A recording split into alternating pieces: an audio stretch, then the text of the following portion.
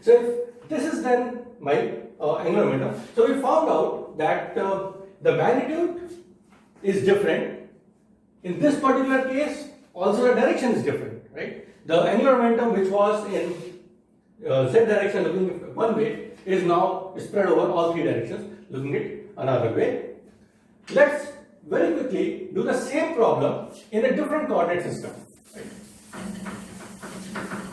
So let us do it, and that will also tell us how to choose a particular coordinate system which seems more appropriate for a particular problem. And what we'll do is, let's do it in cylindrical polar. So now I'll have rho, phi and z. Right? So let me first then define what is rho, phi, z. So z remains same. Rho is the radius vector in the perpendicular in the perpendicular plane. So then this is my rho, right? And this is my angle phi. Okay? So change in rho. This is my angle phi. This is rho. So unit vectors are then basically rho cap. Of course, normal perpendicular to at each point will be phi cap, and this is z cap. So then this is my coordinate system in spherical polar, right? And now, sorry, not spherical polar, the cylindrical polar coordinates. And now what I can do is, again, I can repeat my calculations about A and about B.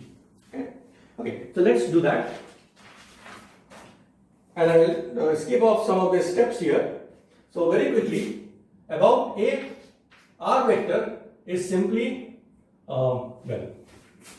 this distance in the direction of rho. So I'll write it as r rho cap, right?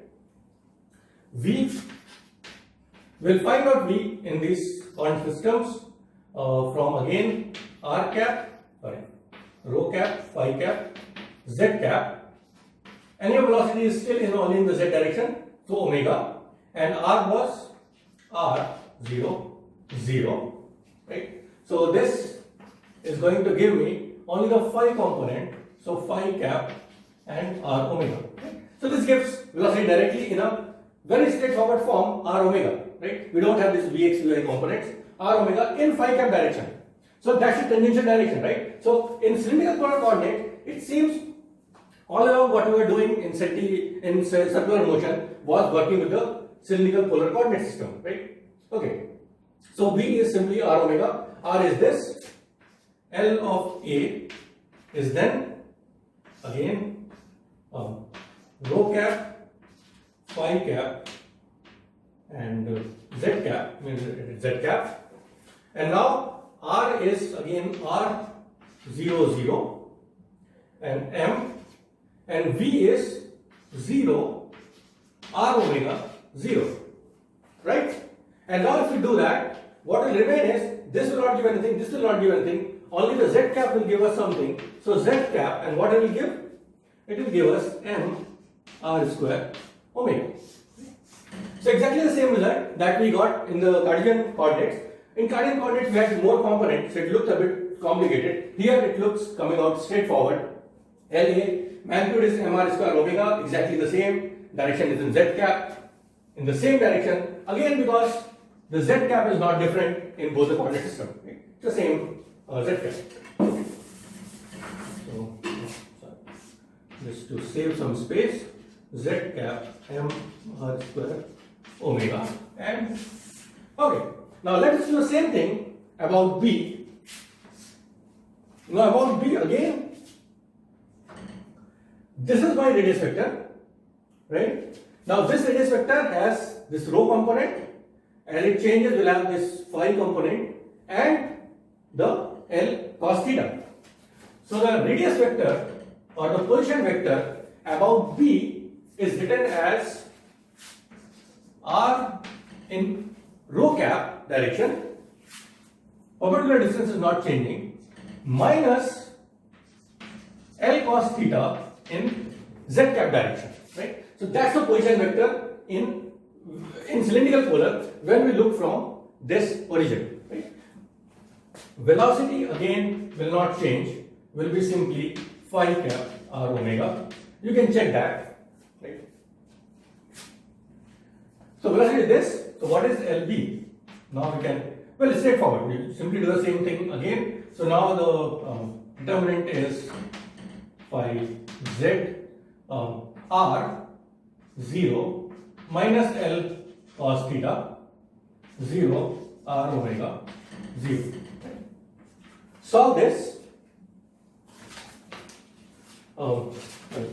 It's easier to do it here. M, always M. Don't forget about the M. It's a mass. We are not working with velocity, we are working with momentum. Rho cap 0 minus, so plus R L omega cos theta, phi cap 0 0 plus Z cap R square omega. Okay. So this is then momentum about point B in cylindrical polar coordinates, and now this looks more. First of all, there are less terms, so it's easier to kind of understand the different terms. Not x, y, z. We are not able to. So there we did not discuss what is the direction of z. Now here we can try to do that. Direction of z has the direction of angular momentum LB has two components in this coordinate system. One along the z cap direction, m r square omega, same as LA, right? So now if I remove all this and try to, at this point B, try to draw what is the LB. So LB has one component along this z cap direction. So this is my z cap direction. So that is LBZ, right? Which is mr square omega, same as LA, and it has one component along the radial direction, right? And what is the radial direction? Well, it could be anything. So for example, at one instance, the radial direction could be this. So this is L of rho with this magnitude, right? However, the radial, we know that in the cylindrical polar coordinate, the radial unit vector is not constant, right? Rho cap is not constant. It keeps rotating. It depends on the angle phi. So that means, so it can be pointing in different directions at different times, right? Where this basically is L rho cap. So one component of LB remains fixed in z direction as it was looking from origin A. Another component keeps rotating, right? And that is why when we did an XY coordinate system, we had both x and y terms in LB. Because presence of both x and y terms in LB means that the direction, the radial direction from this center keeps on changing as the values of x and y keep changing, right? So then this is the angular momentum, and now I can write it down as L rho cap plus LZ z cap. So this is the angular momentum, and here it's again very easy to check what is the magnitude. So as a last thing, let's very quickly check the magnitude. The magnitude is simply square of this plus square of this, which is nothing but, well, m. So m will come out. In fact, we will take all the terms which will come out. So m will be outside the square. We have omega, so we can take out omega also, right? And then inside the square we have r square L square cos square theta, r square L square cos square theta plus r4, right? And now again here putting that r square is nothing but L square sin square theta, right? Or r is simply L sin theta. We can take this terms out, we can take and we can make it as m omega r of L. So LB.